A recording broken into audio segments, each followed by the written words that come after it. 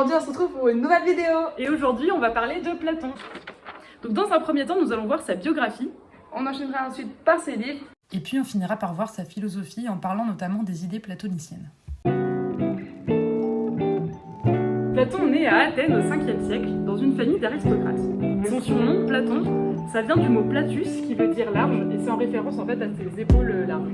À l'âge de 20 ans, il rencontre Socrate et s'adonne à la philosophie, délaissant les arts qu'il étudiait. On raconte même qu'il aurait brûlé ses œuvres de tragédie grecque. Socrate eut une grande influence sur Platon.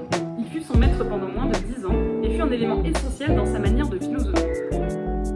Pourtant, à la mort de son maître, condamné à boire la ciguë, Platon n'est pas présent. Selon certains, il aurait été malade. Mais pris par le remords, il décide de faire hommage à son maître et il écrit des livres sur lui. Plus tard, le philosophe endeuillé décide de s'exiler et entreprend de nombreux voyages, notamment en Italie du Sud. En 387 avant Jésus-Christ, Platon revient à Athènes et fonde l'Académie, une école selon le modèle des pythagoriciens. On y enseigne la philosophie, mais aussi les mathématiques et la gymnastique. C'est à l'Académie que Platon rédigera la plus grande partie de ses ouvrages.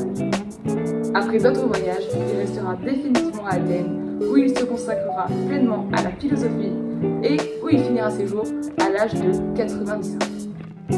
L'ensemble des œuvres de Platon se compose de plus d'une trentaine de dialogues, de lettres, d'un livre de définition et de 6 dialogues apocryphes. Et du coup, ses œuvres les plus connues, c'est la République, l'allégorie de la caverne et le Protagoras. En premier lieu, pour comprendre la théorie des idées platoniciennes, il est nécessaire de prendre conscience de l'unicité du monde dans sa pensée.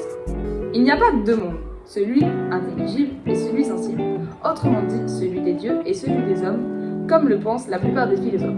Pour lui, il n'y a bien qu'un seul monde qui mixe les deux réalités. Les idées sont donc d'abord et avant tout ce qui permet la cohérence, la liaison entre les phénomènes pour qu'ils puissent s'enchaîner de façon à organiser en amont. Pour comprendre la philosophie de Platon, on peut également parler de l'allégorie de la caverne. Cette théorie a pour but de montrer à quel point la philosophie est importante. Elle imagine plusieurs hommes dans une caverne enchaînés qui ne peuvent voir que des ombres qu'ils pensent être la réalité. Un jour, un homme est libéré par Socrate qui lui montre le monde extérieur. Cet homme-là, revenant dans cette même caverne, après s'être habitué à la lumière du jour, n'arrivera plus à distinguer les ombres. Le fait d'être philosophe, d'être intelligent et de réfléchir par soi-même, c'est d'être dans le monde extérieur et d'avoir la lumière du jour. Mais les hommes qui ne peuvent pas ou qui n'ont pas envie d'accéder à la philosophie sont ceux de la caverne.